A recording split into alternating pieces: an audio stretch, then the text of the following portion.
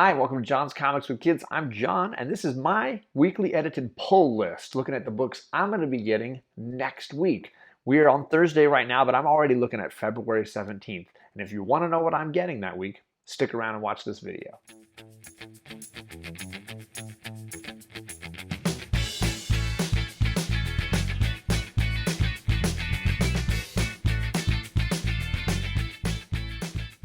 Man, oh man, my pull list has been huge lately. Tons of books, lots of things to pick up, and lots of things to look at. This week is no different. I'm still trying to stay under 10. I'm at 9 green lights with a few yellow lights that might change my mind. So hopefully I stay out of 2 digits, but let's take a look at Marvel first. As usual, my pull list is usually full of indies and Marvel for the most part. Marvel, I'm getting Marauders issue 18. This has been my favorite book over at Marvel when it comes to the X titles. Hickman has been doing a lot of great stuff, but for me, Marauders is where it's at. It's got some of my favorite mutants, Storm and Kitty Pryde and Emma Frost, who's super awesome. The story has been really exciting, watching this sort of intrigue and political battling that's going on in the background. Now it seems like they're getting a little into the King in Black storyline, so I'm curious to see where this all goes. So definitely getting issue 18 of Marauders, green light top to bottom. The best of the X books, in my opinion. I'm also going to get Cable, issue 8. This one's been very entertaining as well. I'm not a huge Kid Cable fan, but they've been getting me more and more into his backstory and what's going on with him. The previous episode or issue had him rescuing a bunch of mutant children. I thought that was really fun and funny. I liked him partnering with Rachel Summers. I thought that was a great pairing. So yeah, let's get more Mutant Kid Cable here in issue number 8. Definitely those 2 Greenlight Marvel books. Then we've got something unusual, Greenlight for X-Men Legends, issue number 1. I'm not going to be able to pronounce the writer's last name, but it's Fabian Nicieza, who I remember from the 90s doing a lot of great stuff. So this is going to be a series of 2-part storylines set in the past, but in X-Men continuity. It would be like getting 2 issues from the 90s that you never knew existed. So this is going to be a 2-parter by Fabian, and the artwork looks really cool. A ton of covers, because this is Marvel. They're just cover by crazy. J. Scott Campbell's got a ton of variants. So I'm really interested in this concept.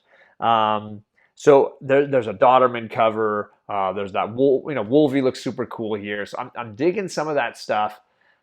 But the nostalgia in me is like, I want to check this out. I want to know how they do this. How do they insert, little 2-issue stories in between the events that we remember from the past?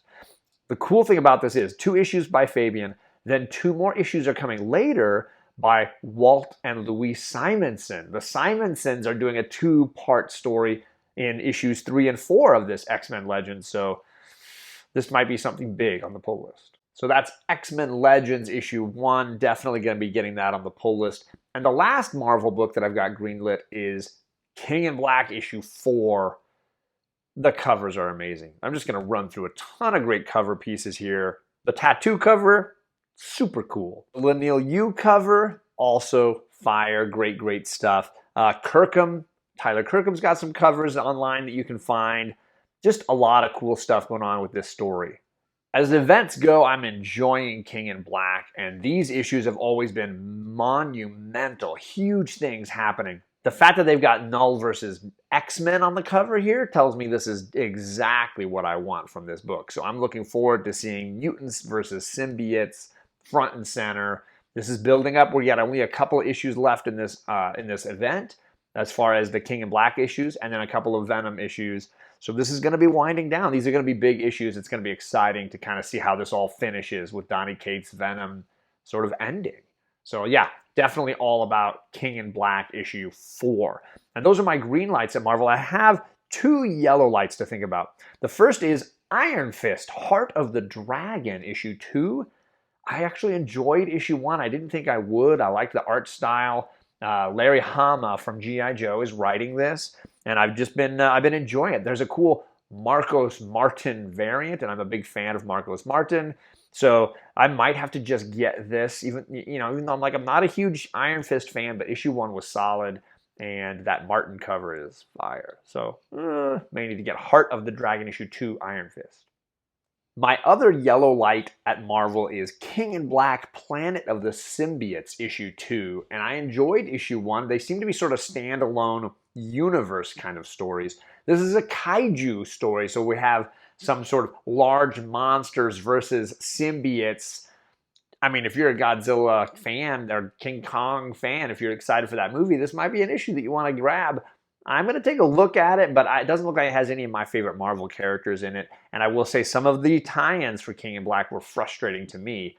Marauders from 2 weeks ago. Yeesh. Ugh. So, hated that issue, so I'm not sure about this. This is a yellow light.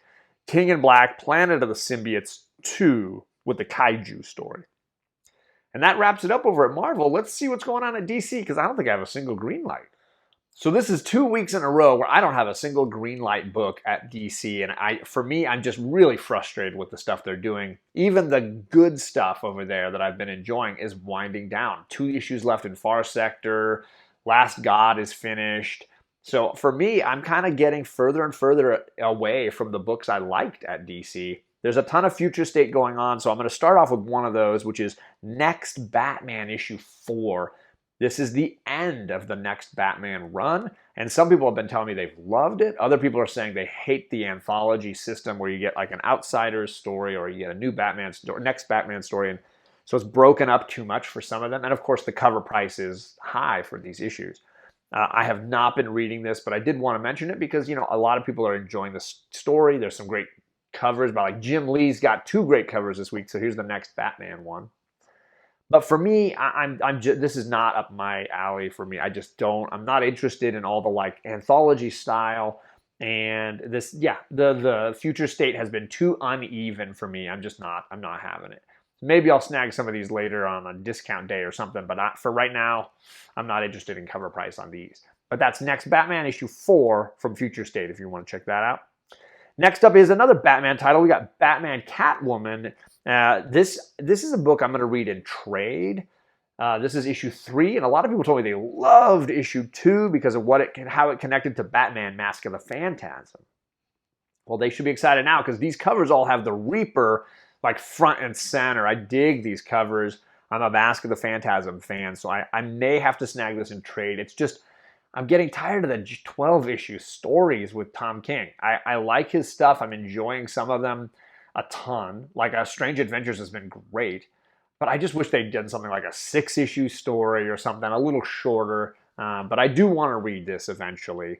Issue 1 was a bit of a mess for me, but if issue 2 got a little better and issue 3 continues, then maybe we end up with a story that's worthwhile.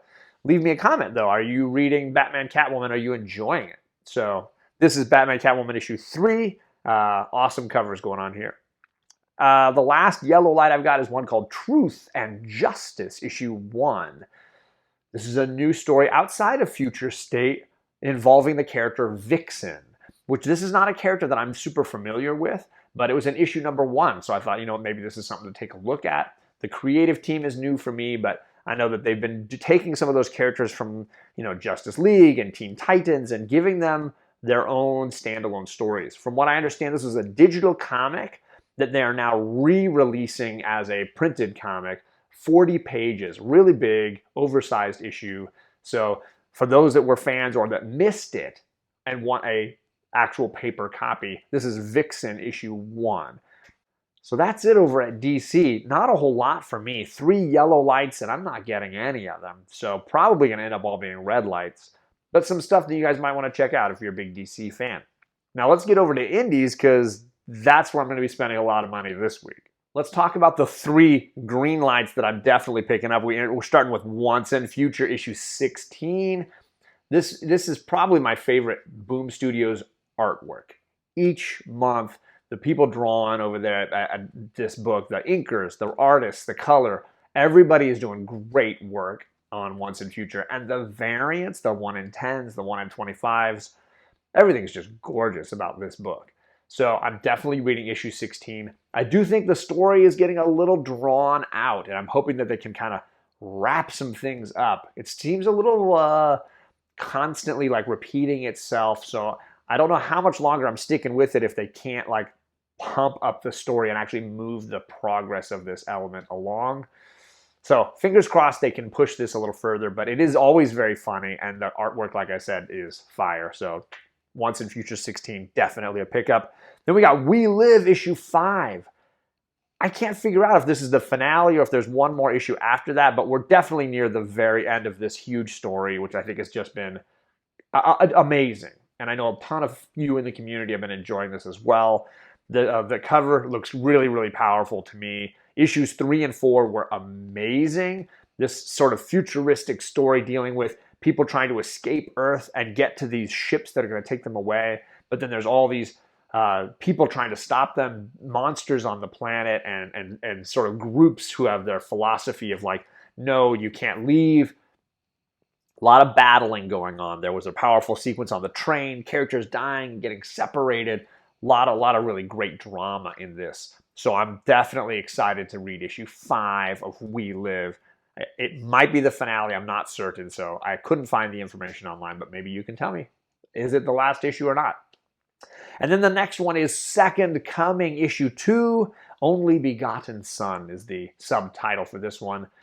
Issue 1 was hilarious. I loved the first arc, and I thought, oh, I'll give issue 1 of the second arc a try. And it was so funny that I said, you know what, I'm going to get this whole run now. I'm going to buy each issue. The writing is just really clever, really funny.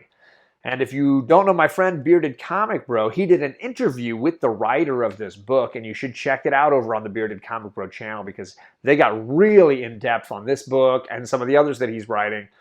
But I think Russell has such a real great sense of humor, and then also can dive deeper into these concepts of what it means to be a good person. Whether that's a superhero or a god of some kind or just an everyday human, what does it mean to be a good person? So this is a powerful, fun, and funny book that I'm definitely getting issue 2 of Second Coming. That leaves 2 number 1s. These are book club books, the kinds of things that Alec Whitewell Comics and I love to talk about on our Wednesday book club show. First up from Aftershock, we got a book called Shadow Doctor, issue number 1. This is by Peter Calloway. And he is writing about his own ancestor, I believe it's his grandfather, who went to medical school in the 30s, but couldn't get hired because even in Chicago, they were not hiring African Americans to work as doctors. So he had to get work wherever he could, in this case, working for the mafia in Chicago, meaning Al Capone. This sounds incredible. This story sounds amazing. And they are making it into a comic book over at Aftershock. It's called Shadow Doctor, issue number 1. So I'm totally interested in this. I'm greenlighting this. I'm checking this out. The story sounds powerful, and I've been enjoying Aftershock. So here's a cool number 1 to check out. My last indie number 1 is a Vault Comics book called Hollow Heart, issue number 1. I always have to check my notes because I sometimes lose track of where I am in this list. But Vault is tough for me because sometimes my LCS doesn't always get those issues. But this concept sounds really interesting. It's got an unusual vibe where you have a character who is basically surviving because of a suit that they're living in. Their body, their organs are just basically deteriorating, and they're inside this little suit. And there's a mechanic who is servicing the suit to keep them alive, and a love story sort of brewing between them. There's powerful sort of supernatural things around the outside of this story, but in the interior, it seems like a little weird kind of love story with monsters and science fiction. So this sounds very kind of fun and different to me. I definitely want to look at the artwork and see what we got going on here. But the David Mack variant for this is gorgeous.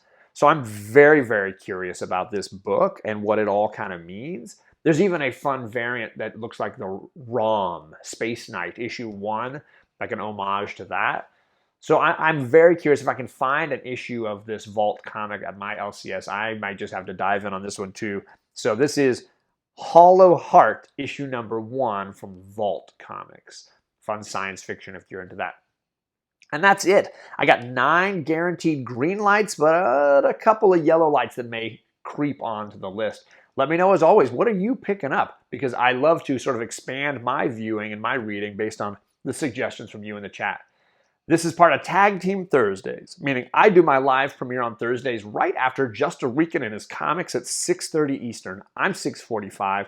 Old Wolf is 7. And now we got KnowGood Comics at 7:15. And I hear Brandon from ComixKings might be joining us at 7:30. You can jump from live premiere to live show to live premiere and spend a good hour and a half in the chat hanging out with all of us and checking out our fun new content for New Comic Book Day and just after. So thank you for hanging with us, and I'll see you next time on another Pull List.